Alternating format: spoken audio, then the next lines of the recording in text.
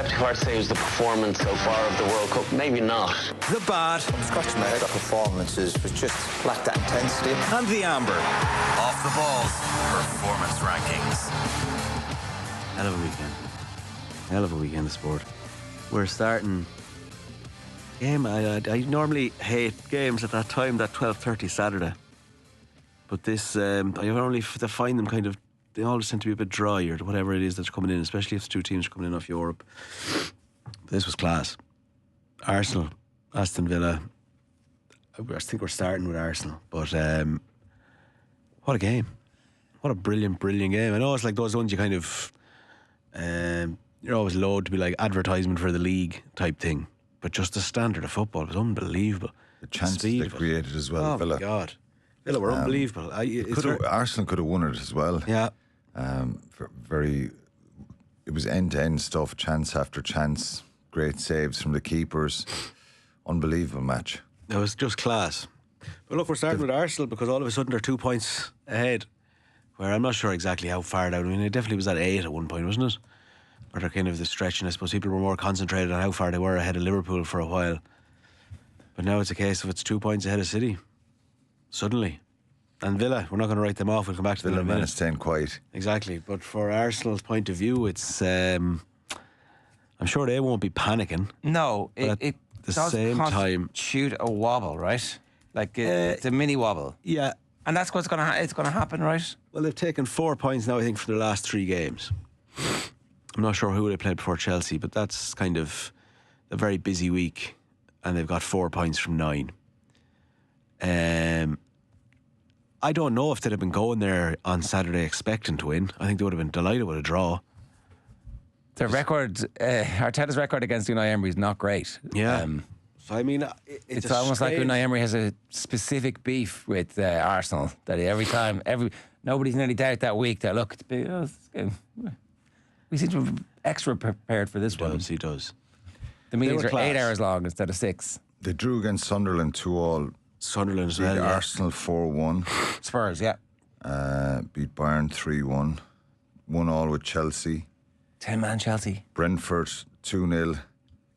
And they lost to Villa 2-1. So it's a little bit of a drop off the standard they were setting. I wouldn't say it's a wobble. I think the 2 centre halves missing is significant for them. They're just ultimate rocks, the both of them, brilliant players. They could have won this game. Villa really created. The good thing from Villa's point of view, and maybe for anyone else who would fancy taking on Arsenal, is that the chances they created. Yeah. I just think they're a phenomenal side though as well. They're so good. I still think they'll win the league. Easily is a big word. All right, okay. Now, I thought easily a few weeks ago, but I think it'll be tight. But I think they'll kick on. They need a good few wobbles here, but I think they're too good to mess it up. Yeah, I think I'd be prone to agree, but it is. Well, at one point I thought they were running away with it there a few weeks ago. That City backing it, Villa league contenders, Ger. I don't think Villa are contenders at this stage. I think that Villa are short a few players and their injury run has been quite good. Like the players who they've had injured have tended not to be first choice. So Jerome Mings probably would be first choice, but Pau Torres has improved since he... They've only lost 3 games. And Liverpool was one of them in the middle of all that. When Liverpool were at their lowest ebb, what do you do with Unai? Top of the table if they'd been close enough to it. We were talking about this last week. There's a stat that Villa are the best team in the league outside the penalty area and the worst team in the league inside the penalty area. If they were to regress to the mean at least and start scoring goals, I think all Villa wanted to be in the Champions League next season. That's like transformative for them because they'll take a run here. And Watkins starts. If he could just start scoring. Yeah, and in fairness, he had some great chances, and he was. And some of them were self-made. Made a few great saves from him. So he was getting in the right areas, but what a win from him. Yeah, and I think what was really interesting is that he put all his midfielders on the field at the same time, which hasn't happened that often. So you have Onana, Tielemans, Kamara and John McGinn playing simultaneously, and there's a lot of running power and a lot of physicality in that, and a lot of creativity. And if you're pressing against them, they actually all have enough skill to be able to drop a shoulder and dribble past you, which is kind of what you need. He enjoyed it as well, Emery, didn't he? Oh yeah, and crazy. Yeah, when he hates Arsenal. Fair enough. Do you think, though, from Arsenal's point of view, like, so do you? I know it seems in hindsight now, it seems a wee bit like, I don't know if we were all being too presumptive, because it is only, is that 14 games? It must be more. Yeah. Like, is it a case? Is there anything to worry about? Well, 15 games. 15 games. The injuries is a real thing. They had, was it a load of fullbacks playing? Yeah. But I think that will ease. I don't think any of that is so serious that players are going to miss months and months and months. They're still playing without a striker, right? Like did Gyökeres come off? So they will start to get those back. Gabriel Jesus, I know nobody really rates him anymore. He's back in training, but there's another body that they have. I suppose one of the concerns which was flagged in the papers yesterday was Odegaard comes back and he plays centrally, even though Eze was playing really well centrally. Yeah. And Eberechi is his class, no matter where he plays. And that's not to say that in the middle of a game, just because he's named on the wing, he doesn't actually drift into the middle. But that maybe they haven't quite worked out what their best team is when all the forward players are fit. So, is that a minor concern?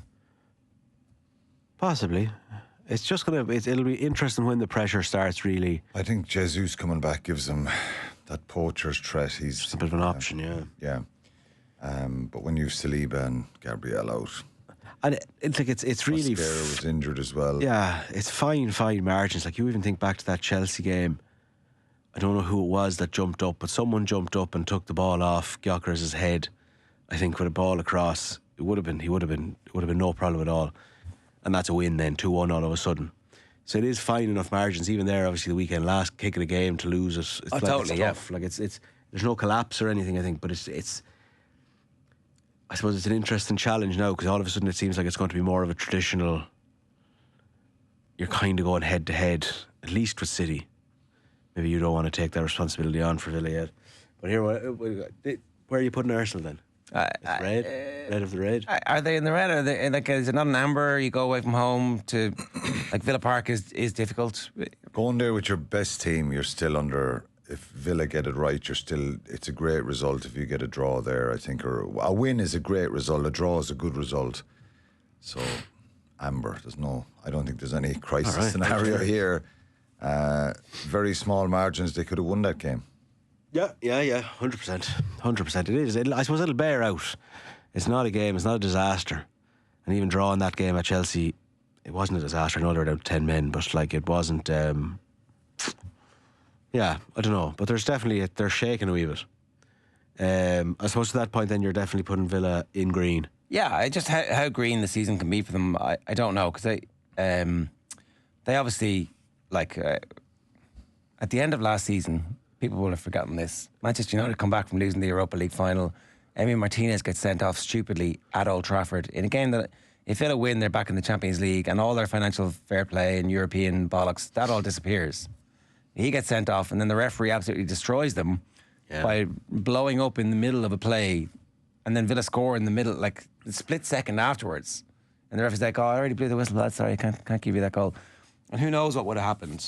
That was the hangover that they had all season. I mean, Martinez wanted to leave, couldn't get his move to Man United, thought he was getting the move, and so they were terrible for all of September. And since September, they've actually won more points than anybody. Wow, which is pretty good. They've been pretty perfect. How sustainable do you think it is? I think that XG thing where they can't score from inside the box, that's an issue, you know? Now, they 2 at the weekend, right? So that slowly improves it. So I think it's like those, you know, Arsenal or Liverpool, how sustainable was it when they were winning early in the season? It turned out to be completely unsustainable. But was it last year Arsenal went on a run of winning late, and that gave them confidence to be a good team. Yeah. So, are Villa a good team? Are they outperforming being a reasonable team, like the best of those mid-tier teams, or are they on the verge of being a good team? You know, you put in these performances. They've had a couple of performances like this before.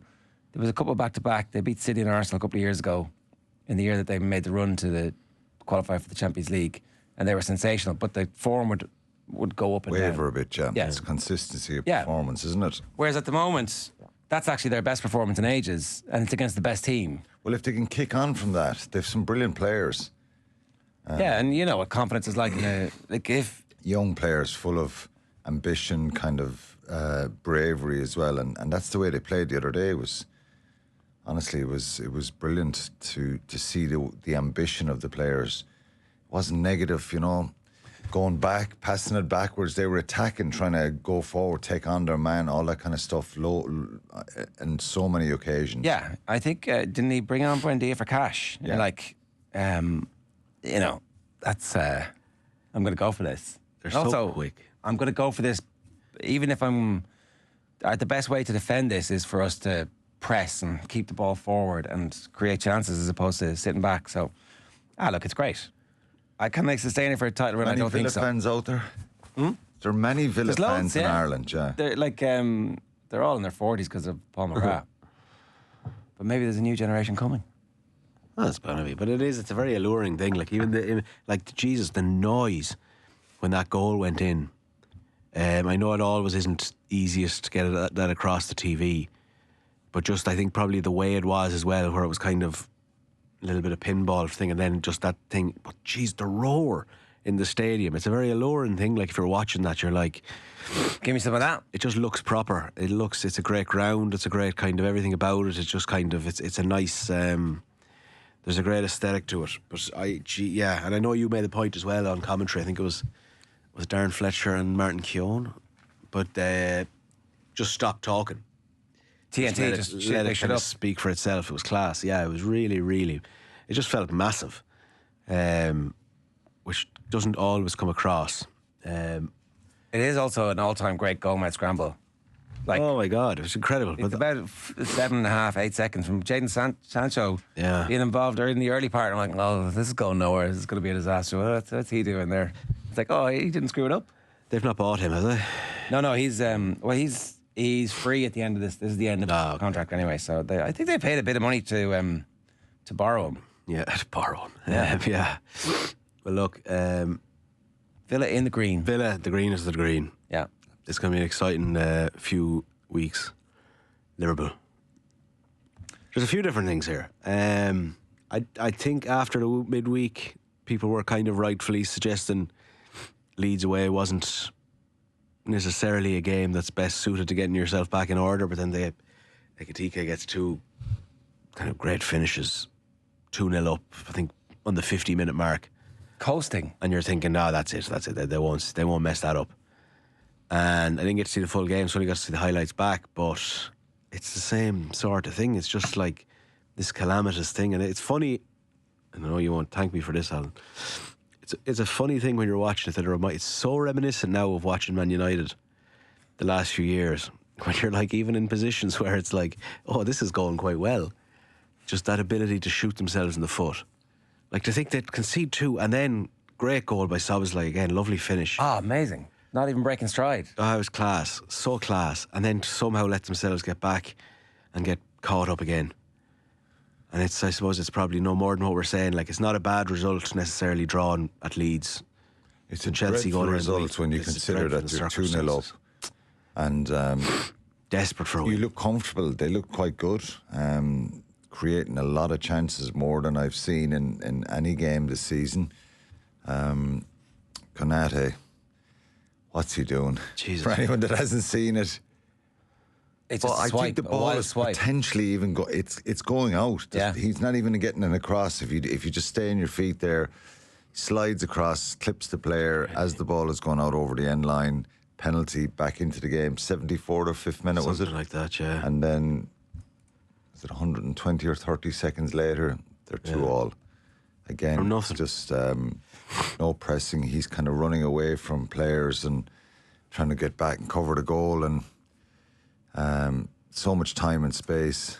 Do you think for Stack, wasn't it? Stack, yeah. Yeah, So, Stack scores. Yeah, it kind of sums up where they're at. You nearly expected it at 2-0 up. I thought, yeah, they'll find a way to mess this up. But obviously, is that contagious? Is that like, you know, when you're in a team and it starts going bad like that? Because it is. Well, you know what, strange. Arthur? Obviously we're not soccer experts, but I've listened to so many pundits, and nobody is giving a proper explanation of what's going wrong. They're giving bits of everything. What is going wrong? Is it that their work rate has dropped off? They're not pressing as much? Are they as fit? Are they tired? Isn't it emotional? The emotional effect of Diogo Jota? Are the two right back, left back scenario cause a big imbalance? Yeah. Is Diaz, that left hand side attack, is that a reason? There's nothing really there. Like, to be fair to Gapco, he's a very skillful, kind of solid player, but he's not someone who goes past people. it's different. He's more of a centre type of player, isn't he? And he's not someone who sprints past people. He cuts back in all the time, quite predictable. Salah's form has obviously dropped off. What about the grief? What's wrong with that team? You know, when you spend 450 million, I don't know. If it's rugby, you were asking me, aren't you? Yeah. The team has dropped off so much. Give us some specifics. Do you think the Jota thing, I don't know if you had the conversation, but how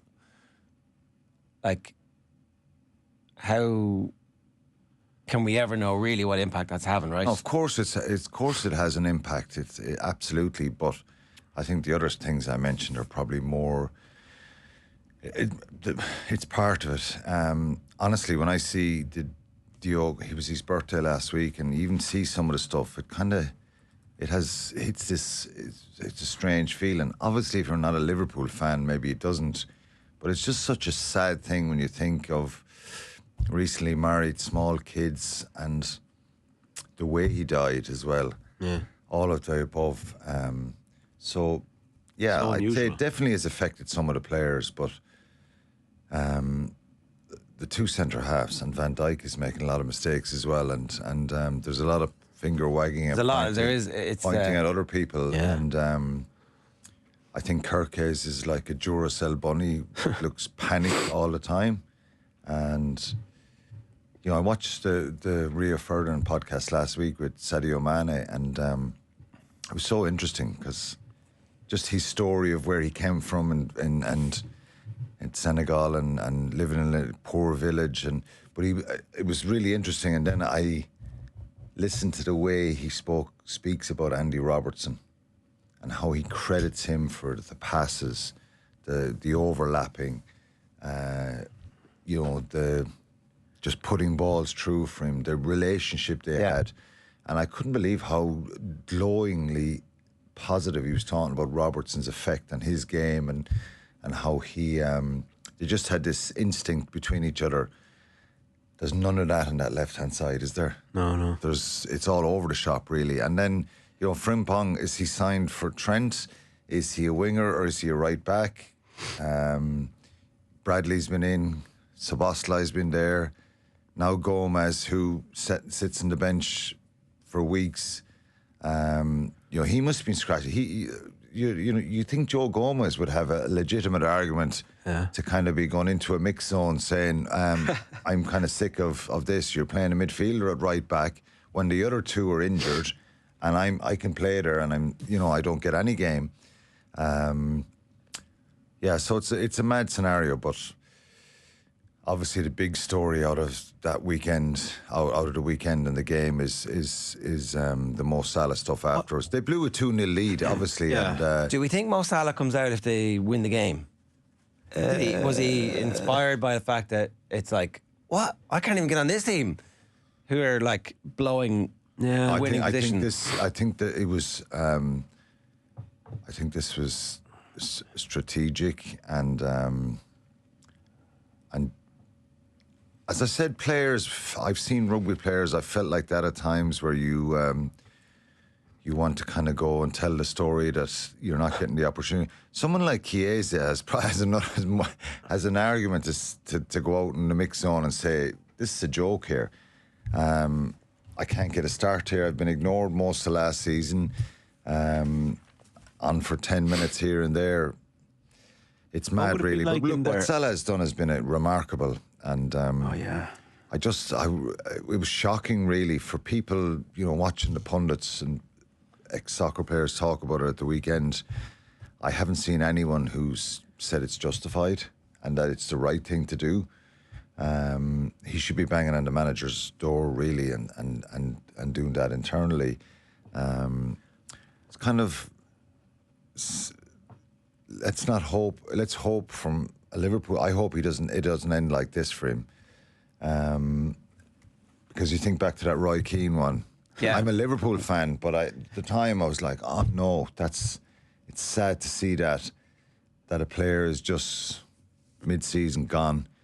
And the Keane thing was sad, because I was a massive fan of his as playing for Ireland, and I loved his mentality and all that. At that stage for Man United, though, Keane was expendable. And maybe they feel Salah is expendable because they've already bought his replacement. Have they bought his replacement? Well, they think they have, Semenyo. right? They think that combination of... oh, you mean there's another one still to come? Yeah, I think they're probably signing him out. They're heavily linked with Semenyo from Bournemouth. Yeah. So They don't have a left winger either. They're not short of numbers up front. The post-Salah era has been planned for. But first off, is there any way back? Absolutely, yeah. And I think even Is that just him saying sorry? This could actually I don't think he'll say sorry. benefit everybody if it does come back, because it'll ignite a kind of a bit of a spark and a bit of a emotional response, if you like. It can work both ways. It can divide the group as well, because if players start thinking like, you're damaging us, we're under enough pressure as it is, and now you go public with all this. And I think the manager's under massive pressure anyway, and I just think it's far from ideal for player and manager, because you don't want, even if he comes back, and he scores and then he's taken off in the 70th minute or 75th minute, what's that kind of embrace going to be like? Yeah, Is it a cold well, handshake you need to scenario? stage manage all that, right? But look, they're all saying it's not the Liverpool thing to sack managers and stuff like that, but I just think he's lost. I can't see. I don't know about a recovery here, because at least we'd something to give out about before, as regards being a Liverpool fan, when they weren't really going to the market. There was a few years, like last year. Let's call a spade. Last year was a surprise league scenario. I was over at the Forest game in September of last year, and I was like 1-0. If you told me coming out of Anfield that Liverpool champions of the league here, I would have said you're absolutely crazy. Even at the start of that season, I was thinking Champions League is a good return here. But to go out and spend the money they did, and you think with Richard Hughes back and Michael Edwards, they're The dream team. Yeah. And look what they sign, let go a number of players, and then sign. They're all attacking based players, and the glaringly obvious area that needed strengthening for it. And I know you say, well, Mark Gahi was always probably on their radar, and but there's lots of other people. For it to go down to the last minute like that and the deal to fall apart, and that's where the major issue is. Yeah, I think they thought they signed two fullbacks. Absolutely. And Gomez can play centre back, and they'll be able to work it out for 5 or 6 months, and they'll get somebody. When they signed Perkins and Frimpong, I thought, God, they're great additions. Yeah, they're great additions, and untouchable. Yeah, so maybe they didn't see this coming either. So, do you want Slot gone now as a Liverpool fan? I know I'm not like but would that be your preferred outcome? The more I watch him, yes. He's not very warm. They're driving me demented as regards. I just think they're all over the shop, and I'm not saying it's. Of course, it's not the only reason. I think the players have to take massive responsibility here, but it's gone on for so many weeks now and so many games that they look so porous defensively. Remember why don't they even just go back to basics and play? I don't know. 5 in midfield and shore things up. Be a counter-attacking team for a weeks. couple of matches. Yeah. Just say, look, let's get draws here in places like. Grant say it's not the Liverpool way; it's all out attack. But they look their midfield looks all over the shop. The areas they needed to strengthen was sent. Aside from Gravenberch being brilliant last year, he's not really a defensive midfielder. It's not his forte. He's done a really good job there.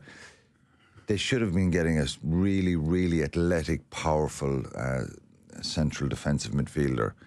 And I think it would make a huge difference to the back four, because that's where all the problems are, that scenario. And I'm not going to go into tactics and soccer. I don't portray it to know it. But I just think they look so porous.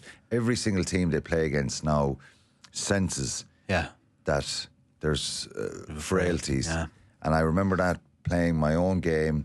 You go to certain places, like we went to Welford Road in 2003 with Munster, and I'm like, we fancied it, even though you're playing against a team who went on, won World Cup, most of those players. We just saw the frailties at club level, maybe that they're... And everyone fancies it now, playing against Liverpool, home or away. Look at the Sunderland game on Wednesday night. They're dictating the pace in Anfield. They look so comfortable. All that pressing from Klopp is gone, all that kind of... aggressive. And do you remember the very first Slot game? He came out afterwards and explained how he changed the game at half-time, made a substitution. He was responsible for the outcome. If you take responsibility for the outcome, when the outcome stopped being good, you have to also shoulder the blame. So I think they're going to give him to the end of the season. I don't think they will sack him. And I think... as I said before, we could give out and say, well, they wouldn't sign any players. They only signed Chiesa, was it, last year? But then when you go and spend the money, and look, the experts, far from an expert here on this, but all the experts predicted Liverpool would walk the league this year, didn't they? Yeah. Well, certainly. Every single one of them. You were Liverpool. There was some who thought that Arsenal had signed really well as well. Yeah, of course. Yeah, but the vast majority were saying Liverpool, and people are shocked by it. So it is a shocking story in a sense that the fall off. You as a Man United fan, I'm sure, and enjoying it. I always, I was watching, checked Al Foran's tweets the other day, the Impressionist, and he says the only bad thing about this season is we can't laugh as much as we should be at Liverpool because we're as shit as them. I know they play Wolves tonight. Arthur, as a United fan, we've had a great laugh at you for the last 10 years. 7-0s, the 4-0s, there's a good few of them in there, isn't there? Play the hits. Yeah, well, United haven't come to Anfield and or won 4-0, have they? And they haven't beaten Liverpool 7-0. So for yourself and Al, don't get too carried away yet. We've had a good few laughs with you. No, when I was growing up, the 90s were tough going. All my mates were United fans. They gave me some grief in the Fergie era. It might be swinging back. Man United. United is bad. Liverpool in the red.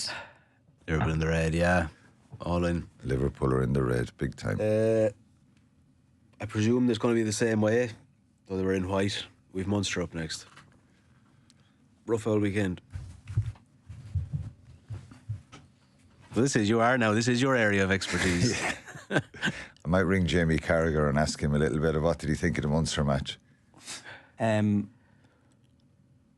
much of this was to be expected in a way? Some of it. And also, how much of it, you wouldn't want to overreact to a bad first half when the quality of work that's going on seems to be better than it was in previous years. I'm not giving them a free pass because one of the things that happened last year, I thought, was that they got a bit of a free pass early in the season. But actually, they have enough credit in the bank, I think, that sometimes this happens in a rugby match where the score isn't the complete reflection of the game. I don't know. I didn't see all of the game. So was the score fair? Was the score fair? the mistakes Munster made early on, I think, were so punishing. I had a little synopsis. Like they lost their first 2 lineouts cleanly. Third lineout, slapped down, led to a penalty, turnover. It was slapped down. They won it.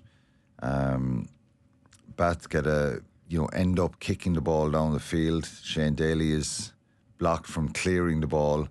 5-metre line out to Bath. They scored a try, penalty try, and a yellow card. How long am I saying about lineouts? I'm talking about them like you just go back up the field. They're in Bath's attacking half, 10-metre line. Their lineout, they win that lineout cleanly. They're the ones maybe haven't putting on the pressure. Yeah. Ball slapped down, turnover, bound the field, penalty try, yellow card, captain in the bin. And it was just that kind of stuff that's it's big concern. I think the how many lineouts? The first 5 lineouts really were a mess. And is there any mitigation? A crooked throw, another kick into the backfield, 7 yards out. Crooked throw, scrum, work it in field. Second try, 14-0 down. So the first 2 tries are off set pieces that Munster messed up. Look, I know it can happen in games. Tyburn spoke about it afterwards, that it's on him, the line-out calling there. But you just can't do that. If you want to go away from home in any sport, the simplicity of the simple things like that, and being compact and robust and solid early on in games is very important. Always the message when we started winning in France was, don't gift them kind of stupid stuff early on. Be rock solid, kick well, defend, stay connected. Don't shoot out of the line. Don't overcomplicate it. I'm not saying they did here, but I'm saying the result of their inaccuracies around their line-out in the first 5 line-outs cost them dearly. They're the first 2 tries. Thomas Ahern then, lovely intricate play, breaking out of their own half with short pass to Coombs, pass out of the tackle to Thomas Ahern. He surges into their half. Jeremy Lockman comes in to clear out. He literally flops down on top of the player and the ball, and it just pops out the side. They hack it through, and Arundel, the winger, there's no one in the backfield. I think Shane Daly was down injured. There was definitely a Munster player down injured, and massive amount of space in the backfield, and he scores 21-0 down at that point, which is unbelievable stuff, you know. Tacker Abrahams then gets the ball a couple of minutes later in his own half and kicks the ball dead. Scrum back, penalty, free kick. Finn Russell puts the ball up in the air, knock on, scrum 5, penalty, kick into the corner, line out maul, 28-0. Absolute shocking kind of, you think after once or twice you're going, let's stop here and kind of get a little bit of control. But look, it can happen and it can snowball away from you. And I think you make a very valid point of, was this a real possibility before the game? Absolutely, because, well, not the basic stuff like that. That's the frustrating part. But I think the possibility of, and the probability of dominance from Bath was a real possibility, because they've shown in the league, they've lost 1 game this year. So impressive last week away against Saracens. It's a tough place to go. They've quality right across the board and real physical players. Another concern for me would be the physical collisions, breakdown, men against boys type scenario at times. Now, I know they responded, and in fairness to them, credit to them for that. But they were getting out muscled at the breakdown and kind of knocked off the ball, and it was like as if some players were a little bit shocked how physical it was. And And, so it's a good bit of stuff under control. And we spoke at the start of the season, the Clayton McMillan type hard edge, that we saw some elements of that, and that was encouraging. Yeah. But I think that's probably what will frustrate him the most, just those kind of collisions, breakdown. Like, players were getting smashed backwards. I thought Craig Casey was outstanding for a guy who was sick most of last week. Right. He was outstanding. His passing, his energy, constantly trying to bring players into it. His kicking game was superb. But his forwards were just getting battered at times. One-out runners getting knocked backwards. So it was very difficult. Now, they fought hard and they got themselves back in and they reacted really well. So there's definitely plenty of character in that side, but very, very inaccurate, and they just need to be a lot better. But I would say the first 20 minutes was shockingly bad, and they deserve huge amount of criticism for their application. Jean Klein, Michael Milne pulling out before the game does affect you. They're too aggressive, powerful, and physical suddenly you're specimens. down the depth chart, and it's at the last minute, and everyone's like, "Oh, where are the lads?" And they're just not around. And so look, we'll come back to this with Maddie at 8:45. If you're a Munster fan out there, we'd love to hear from you. 0879 180 180. Well, that's the reddest of the Reds, so as well. I suppose Green up next, probably. Leinster, strong start. I thought there was a lot of slight consternation, I suppose, about the makeup of the teams and whether it necessarily matches the moment, I suppose, for these games, that they're sort of somewhat seen as the pinnacle, but it's easy to overlook them at times. It doesn't necessarily feel as if they're taking, not that they're not taking them as seriously, but I suppose you don't see necessarily the best of what these teams can offer for quite a while, which is a strange as in Harlequins didn't put there, yeah, it's just a strange dynamic. But we have a response here from Leo Cullen after the win. You can play that, Jojo. Yeah, it's something we place huge pride on. So, and with work that Rob McBride does with the group, listen, I don't think there's anyone like him in the game. He's a fantastic scrum coach, specifically forwards coach, as well. So yeah, listen, we prided ourselves on the work that we put in there, and it's good to see some rewards out of it today. But again, Leicester will be a different challenge and a good area for us to try and impose ourselves in that game as well. So specifically, he was asked about the scrum there and how it was grand. For them. It's such a strange dynamic. Like it is. It's we know it's like where their year is building towards. Is that not working? No, I couldn't hear anything there. All right, here, I'll give you one of these because we're going to need them for Henry Winter in a minute. No, it might work in a sec. We'll sort. You know where their year is building towards, so I suppose everything's just kind of in service of that you're peaking. Yeah, like come about whatever. Leinster beat this Quins team, the full Quins team, 62-0 last year. Yeah, So, Jesus, they don't want to do that anymore. I think they've realised that. They scored 7 tries and everybody's giving out about them. Yeah. There's definitely an appeal in somewhat closer games, I suppose. But it's a strange dynamic where your team is just so good that you will kind of by performing to your level, you will generally outperform most other teams, and that's just the way it is. And it's a very hard thing to manage, I suspect. I do have a degree of sympathy. I know it's kind of silly to say that, but I have a degree of sympathy for that kind of year where you're kind of having to peak at a certain point every single time. You can't necessarily build your way into a year because everyone expects you to be pretty much flawless up until that point. Yeah, and that has not so far yielded glory. Yeah, it's a very weird dynamic. They won 45-28. I think we'll stick them in the green for this. Jesus, yeah, no, you can't really do anything wrong. No, you're. It's 2-1, but yeah. I thought they were poor at times and good at times, mixture. So probably between amber and green for me. I wouldn't be jumping straight to green. But okay. Well, we'll come back to this and do more detail on it. Another colour between amber and green. Maddie, yeah. Well, look, we also so we'll put them in green for the time being. We have down next Club GA, a nice broad scope. We have a picture there from St. Martin's. Just one of them. I mean, it was a kind of remarkable weekend of club action for all sorts of reasons. I mean, some more predictable than not. I suppose Ballyboden a tie on Saturday evening. I don't know if necessarily people thought it would be that one-sided, but it was probably the result expected. But then, I mean, it's kind of been earmarked for a while that it's going to be a Ballygunner, Ballyhale All-Ireland semi-final later this month.